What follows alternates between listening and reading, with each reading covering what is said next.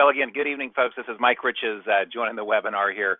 I had hoped to be able to unmute our line so that we could do some Q&A, but for whatever reason, I'm not able to do that. So I'll tell you Hey, what we can Mike. do. Yes, hello. Is that It's Katie? Katie Norton. Yeah, hey, Katie. You were able to, you unmuted us. We were unmuted. Okay. And then Well, if we good. want to mute, we can actually hit the little microphone. I don't know what kind of app everybody's on, but little microphone up in the right corner. Awesome. Awesome. Okay, good to know. Thank you so much for pointing that out. And Katie, anything that you'd like to say to get us started out here this evening?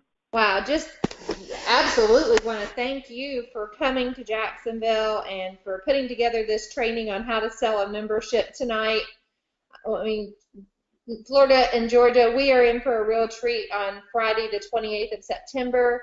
You'll want to make sure you're there at 7:30 a.m. You get registered in advance, and we're going to have a great day from 8 to 5. We're looking forward to having a pretty full room, and it's going to be some amazing training. I've heard great things about Mike's training, and certainly have seen him on stage in Oklahoma. So I don't want to take up any more of your time, Mike, but I sure do appreciate you being willing to come out to Jacksonville. Absolutely. Well, I am so excited, and I know that we've had some folks register for that. I don't know if everyone that's attending here tonight has already registered, but if you have not, let's see if I can switch slides here. If not, then you can go ahead and do that. We did set up a site where it would be a little bit easier to be able to find the registration page. So you just go to floridagrouptraining.com, all one word, and you can register for that event. And I'd invite you to think about other folks that you have that that could benefit from spending a day really diving into this kind of information. And I'll maybe I want to share some thoughts with you tonight on selling the membership, but maybe give you a little bit of a preview of where I like to kind of spend my time when we've been able to do these trainings. And this will be the seventh one that I've traveled and done kind of throughout the country. Did a couple up in the New England area, and then flew out west to Salt Lake City and a few different places. I was in Cincinnati just a few weeks ago, but it's been a lot of fun. The agenda is a little bit different, and obviously some of you have been around for a while, and you know that this particular training has kind of gone from 2 days down to 1 day, and went back up to 2 days, and back down to 1 day. So there's a lot of information to fit into a day, into 1 day of training when it comes to employee benefits. And that's why the first recommendation that any trainer is going to make is to attend as many as you can. To think that I would attend one training and be fully trained. I might be certified coming out of one training, but it's going to take multiple exposures to really get the training part down, and to be able to hear it from different people and different perspectives, I just think is awesome. And so I'm excited to come there to Jacksonville. I'm maybe a little bit more holistically, I'm excited that the company has done this, that the company is allowing folks like myself to come and do trainings in these different areas. And I know you've had some phenomenal trainers there already this summer. I think, and I want to say Debbie Mosley and Jimmy Parrish are those the two that have been there in Jacksonville so far this summer. Yes, and they were both fabulous.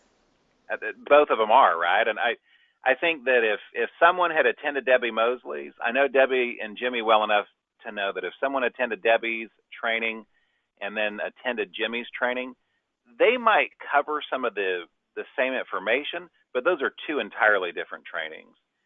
And I feel like ours is going to be the exact same scenario next week. That even if you've been through an employee benefits class before, whether that was with Katie or with one of those two, or someone else, whoever, I just think that you're in for a different experience every time that you come.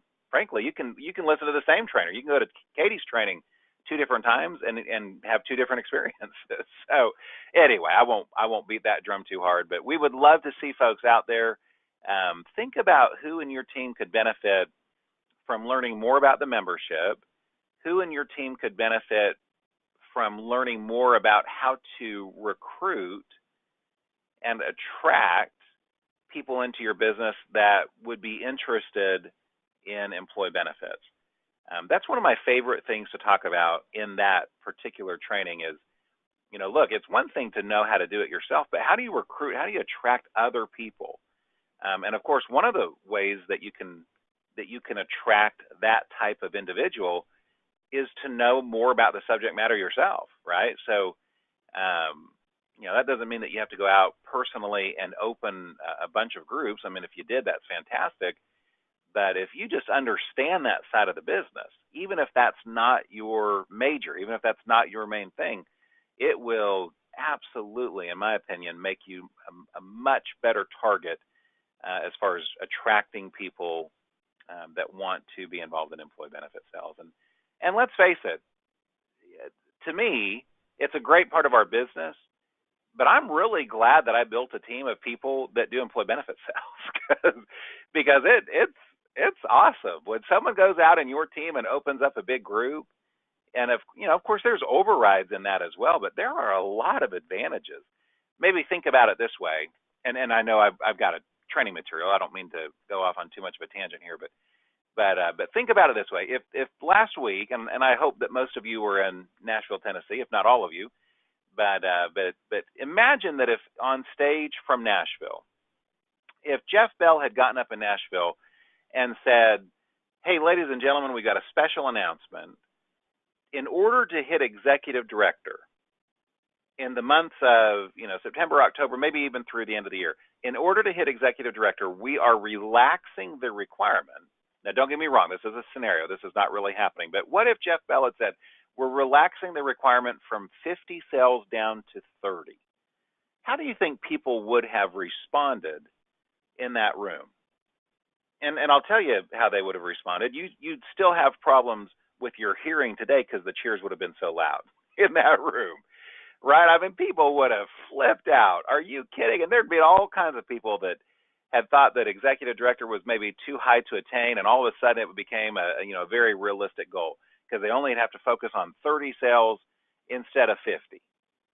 And of course that did not happen, and I don't think that it will happen. I hope it doesn't happen. But my point is, when you recruit a good group producer, that is effectively what happens to your business. Because if you've got a good producer, they're producing over 20 sales a month, that just knocked down your requirement for executive director from 50 down to 30. Because you can count, obviously, up to 20 sales from that one producer. So I'm telling you, you got to think about it in that frame of mind sometimes. What can employee benefits do for your business? Now, I know some of you are probably very focused on employee benefits yourself, and that's fantastic. I've done a lot of that throughout my 16 years with this company as well. I love it, but I am sure glad that I started building a team. And that's, I guess, one of the points that I'll make here this evening is when you can learn how to do that, when you can learn to effectively attract and support individuals in this side of the business, man, it can make such a big difference. The other side of that is if they reduce the requirements for ED from 50 to 30, that sounds like a good scenario, but your income would not be executive director income. But when you recruit a good group producer and they're doing 20 and all you have to worry about is 30, your income is not affected. In fact, it's positively impacted.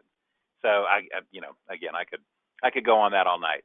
Let's talk about some keys to selling more memberships. I don't know that I've ever met someone in Legal Shield that did not want to sell more memberships. I don't think I've ever had that conversation where someone says, I'm selling way too many of these things. I've got to find a way to slow that down.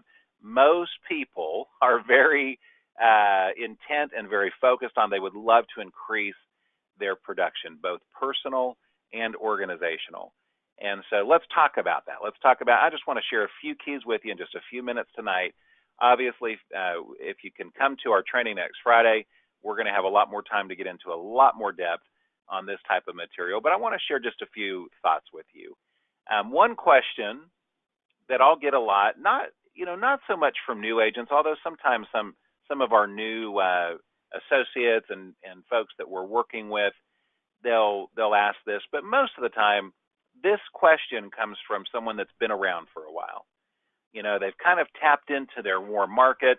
They've spoken to people that they know, and then it just kind of boils down to, okay, who else can I talk to? Who else can I share this membership with? And maybe you've asked that question before, or maybe you've got someone in your team that's asked a similar type of question. And I guess the way that I'll respond to that is this. I think sometimes we need a little bit of a paradigm shift. We need to understand and appreciate more the need for what we have. And if you really understand what we have here, this product, and I'm speaking specifically of both the identity theft and the legal plan product, but if you really understand how much people need these plans, need this type of protection, need this kind of coverage and access to both the legal system and to peace of mind on the identity theft side, when you get the need down, all of a sudden this question kind of dissipates. It disappears because the answer is everyone. You ought to talk to everybody. I mean, the elementary way to say that is use the 5-foot rule, which is anyone that you come in within 5 feet of, talk to them about the membership. And then, of course, you've got the 3-foot rule, which is move 2 feet closer and then apply the, I did those backwards. Sorry. 3-foot rule, talk to everyone within 3 feet. 5-foot rule, move 2 feet closer, then apply the 3-foot rule. But listen, that might sound clever, but the reality is there are people all around you. There are people everywhere in Jacksonville and the surrounding areas, millions of people who need these plans. Now, that need is not always self-evident, which is why you and I are here. If the need were self-evident everywhere and with everyone, Legal Shield wouldn't need you and me. All they do is they'd take a bunch of brochures up in a helicopter and dump them out over the city, and people would start calling and signing up, or they'd run an advertising campaign or something similar. To me, people say a lot, this sells itself. Well, it doesn't really sell itself. If it did, you and I wouldn't need to be here. There is something to learning how to do a presentation, learning how to effectively communicate the value of what we can offer. And that's not always self-evident. It takes sometimes a little bit of a paradigm shift. For example, people that you talk to, people that you meet with, they've got issues. Now, in their minds, they're not connecting the dots. To them, it's not self-evident how an attorney can often help them with those issues that they're facing. But by you being involved in the community, by you advertising yourself in your church congregation, with your neighbors, with your friends, in a very professional and succinct way, but by letting people know a little bit more about what you do, that opens the door to have the opportunity to present this plan. And that's something that you got to always remember.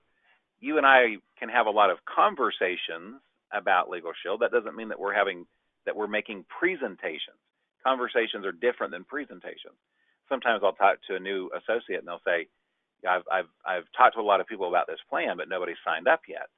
And the reason is they've talked to a lot of people, they've had a lot of conversations, but they've not done a presentation yet. But by letting people know what you do, by asking, hey, can I come and actually do a presentation for you?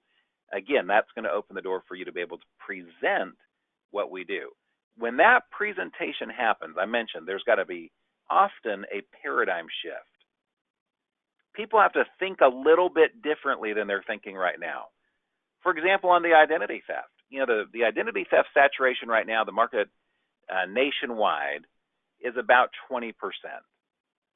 So in other words, 20% of American families are paying for some kind of identity theft protection. Now that's not saturated by any means. That means we've got 80% to go, but that is up from about 7% not even 24 months ago. The Equifax breach had a lot to do with this big increase over the last 12 to 18 months that we've seen in that particular market.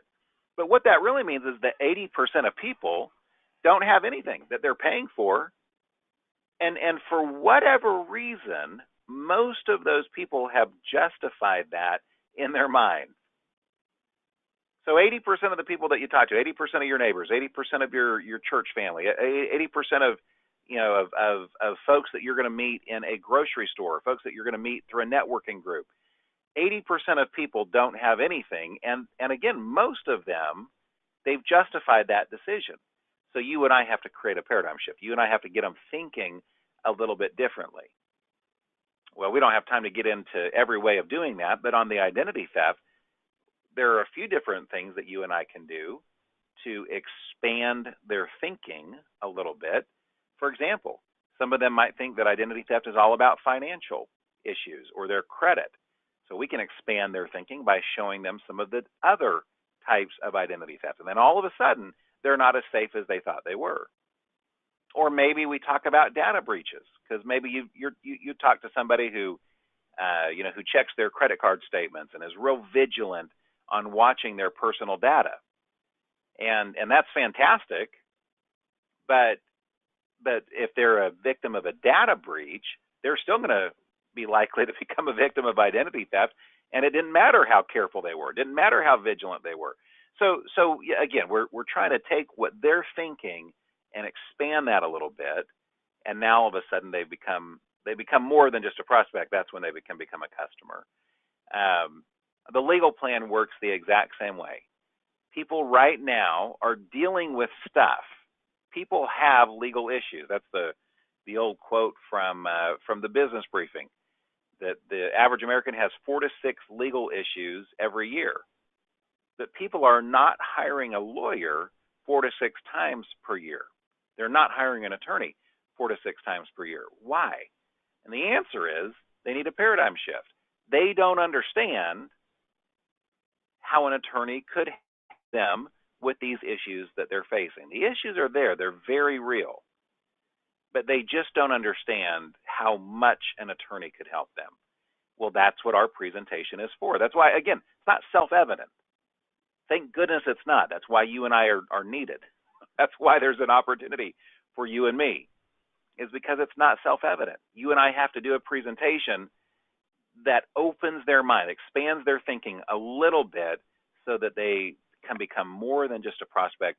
They can become a customer. I hope that that's helpful. Well, I got those out of order. Number 2, I think you got to get to know your prospects. Part of that is, again, kind of creating that paradigm shift when you're able to do a presentation. But part of that is there's just going to be different aspects of our membership that stand out to one person or one family or one group of people. And then with another person or another family or another group of people, it's something completely different. You know, I remember I was doing a decision maker meeting one time.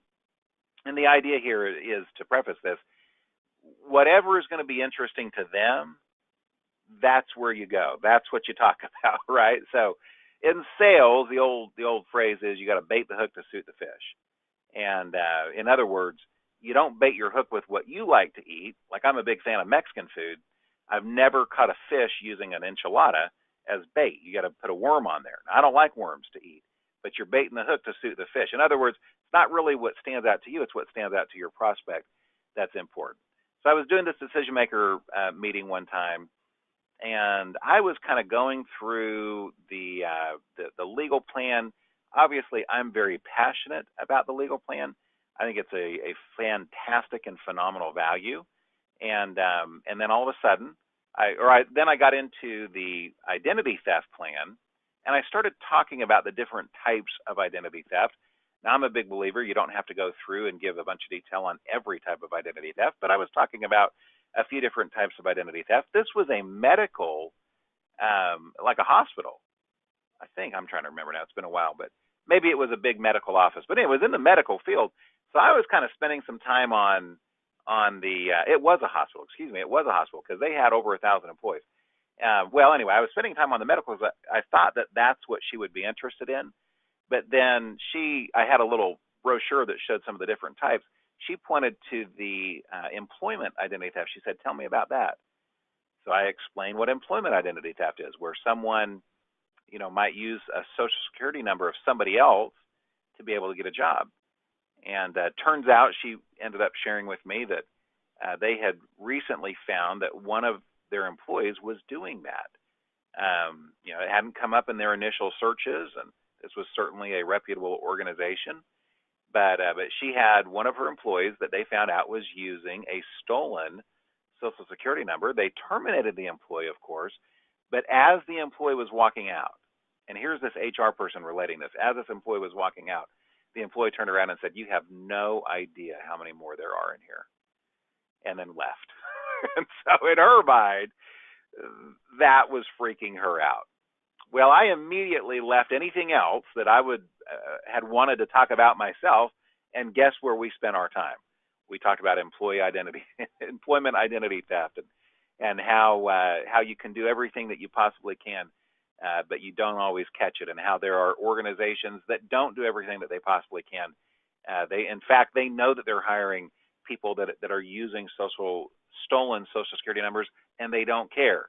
And we talked about that, and all of a sudden the need just was growing and growing and growing in her mind, and it was a lot easier to close that kind of a conversation. Well, at the end of the day, you got to get to know your prospects. You got to know who you're talking to.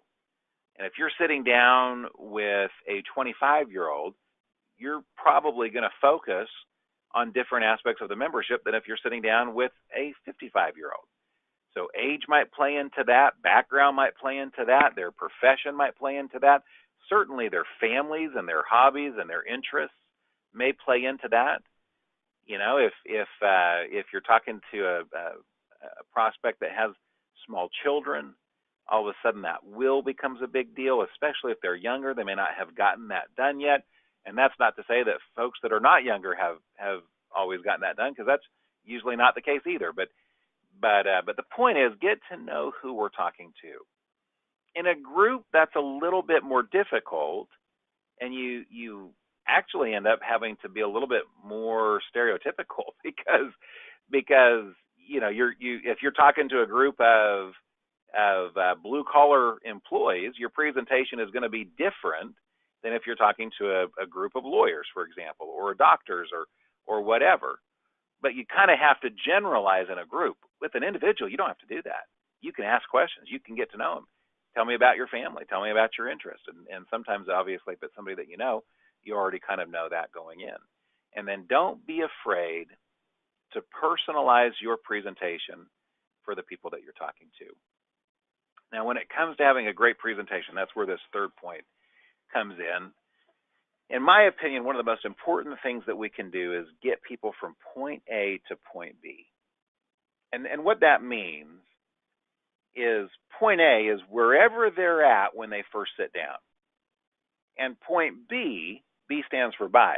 Point B is you got to get them to the point where they're ready to sign up. They're ready to buy. They're ready to fill out an application and get started. So how do you do that? Well, we've already talked about some of that. I mean, again, the paradigm shift, the fact that identity theft. It's not like they've never heard of identity theft, but for whatever reason, if they don't have something right now, which that's another kind of get to know your prospects, are they currently paying for identity theft protection, is always a great question, and will become an even better and more important question as time goes forward. But anyway, wherever they're at when they first sit down, you and I have to get them to point B where they're ready to buy the membership. And so let me just share with you maybe a couple tips there that hopefully will be helpful for you. I think that obviously emotion often plays an important role in people's buying decision. One of the things I'll spend time on next week when I'm there in Jacksonville is talking about, connecting with people emotionally. Not everyone makes an emotional decision, but a lot of people do. In fact, in my experience, most people, when they buy, they're not buying based on value. They're not buying based on whether it makes sense. They're not buying based on affordability. Anything like that. They're buying based on how they feel. How do they feel when they're hearing your presentation? Well, if you and I are connecting emotionally, they're going to feel ready to buy.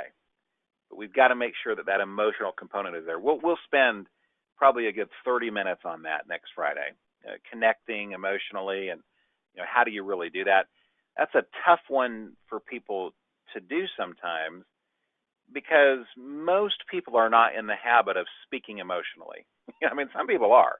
Some people speak very emotionally, but oftentimes people are not in the habit. And then we tell them that they need to go learn this presentation. And I'll tell you what happens a lot of times. People are so focused on not going too long with their presentation. They're so focused on not having a lengthy presentation that even though they might be an emotional person, they just don't share a whole lot of emotion. And they're not sharing good stories. They're not using a lot of emotional language. They're just really not connecting emotionally. So we'll spend a lot more time on that, but we got to make sure that that's a big part of getting people from point A to point B. It's an emotional journey, and journey is probably a little bit too strong of a word, because this can happen in 10 minutes. Okay, so it's not like it takes a long time, but it is an emotional transition. I mean, that's a big part of it. Another, I think, big part of getting people to the point where they're ready to sign up for the membership, another aspect of that is they have to understand the benefits of what this plan is going to do for them. So if you've ever attended a sales training, they've talked about, almost every sales trainer, regardless of the industry, regardless of the product, talks about focusing on benefits instead of features. Well, that very much applies in what we do as well, because there are a lot of great features to the plan. The fact that you have unlimited advice and consultation on the legal plan, the fact that you have letters written on your behalf, contract and document review, will preparation, and I think that in our particular business, this is a tough one, because if you've been around for longer than 10 minutes, those phrases probably mean something to you. So Katie, for example, if I talk about letters and phone calls, that phrase conjures up a whole flood of memories for Katie. For someone that's been around as long as Katie Norton and had the success that she's had, that simple phrase, letters and phone calls on your behalf, man, that brings up all kinds of emotions. She automatically thinks of stories that she's heard, stories that she's told about the power of having a letter written on your behalf by an attorney. She's automatically thinking about some of the emotion that she's felt. She probably remembers a time that the law firm wrote a letter for her. And she remembers opening that letter up when she got it in the mail and thinking, wow, that's powerful. I mean, that's conjuring up all kinds of stuff for someone like Katie Norton, and for most of you. You've been to a business briefing, you've heard a story. When you hear something like identity restoration, that phrase, identity restoration, man, that brings up a ton of thoughts for you and me. At least I hope it does. But if you spend any time going through any training or attending any event, you've heard testimonials. I mean, I say identity restoration. Some of you immediately think of how ID Shield is a better product than LifeLock, and I mean, you're conjuring up all kinds of memories when I use that phrase. What we have to understand is, for a prospect, that means nothing. For a prospect, when I say identity restoration, that doesn't mean a thing. When I say letters and phone calls written or made on your behalf, I mean, that's like the Charlie Brown teacher. Wah, wah, wah, wah, wah. I mean, that doesn't mean a thing to them. So even though it means something to us, it doesn't mean it yet to our prospect. And that's why focusing on benefits, what the plan actually does, versus features, what the plan is, that's why that's so important. Let me teach you a 3-word phrase that can help you easily transition between benefits and features. And that is what that means. So for example, I would say another feature of the plan is identity restoration. What that means is if you ever become a victim of identity theft, you've got a licensed fraud investigator that's going to come in and actually clean up that mess on your behalf. You've got the peace of mind of knowing you never have to worry about being a victim of identity theft because you won't have to deal with the cleanup. What that means is, so again, what that means, 3 little words that can help you transition between features and benefits. All of that, we'll get into more detail next Friday. This is one that we could literally spend a lot of time on, but we'll get into more detail on that effective presentation. I think another important point here is you got to assume that your prospects are going to buy. That assumption, and I should say that assumptive attitude, is going to make all the difference in your presentation. This is what takes a good presentation and often makes it a great presentation. I'm not saying that you need to hope that your prospects will buy. We all hope they do. I'm not saying you need to want your prospects to buy. We all want them to. But do you assume that? Are you shocked if they say no? And I'm not saying that you need to be visibly shocked, but that ought to be surprising to you. Sometimes, because we know that it's not going to be 100%, because we know that there are ratios and percentages in this business, and all of that plays into it, sometimes we lose a little bit of that assumptive attitude. And I'm not talking about just on your close. We'll talk about that in a second, but I'm talking about all throughout your presentation. Phrases like, one of the first things you're going to want to do with this plan is get your will done. Now, let me tell you, as a member, one of the things you're going to love is unlimited advice and consultation. Now, when we download this app today, I'm going to show you how to go in and access your credit score or whatever. I mean, but not just making it real and tangible, but making it, assuming that this is something that is going to happen. If you can have the attitude, the language will follow, and then that leads right into closing with confidence. This is the one that people struggle, I think, more than anything else. I think for the most part, we have a lot of people that do a good presentation. They're able to effectively communicate the value of what we do, and even if it's not great, even if it's not perfect, I think for the most part, people can communicate what they like about these plans, and that can be contagious. That excitement, especially if they're excited, that enthusiasm can be contagious. But then they get to the end and they don't close. I think this is the problem with decision maker meetings.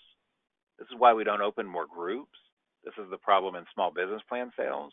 This is the problem with an individual presentation, and this is definitely an issue in group, because we have way too many people that love the plan and can share it, but for whatever reason, they back down on the close.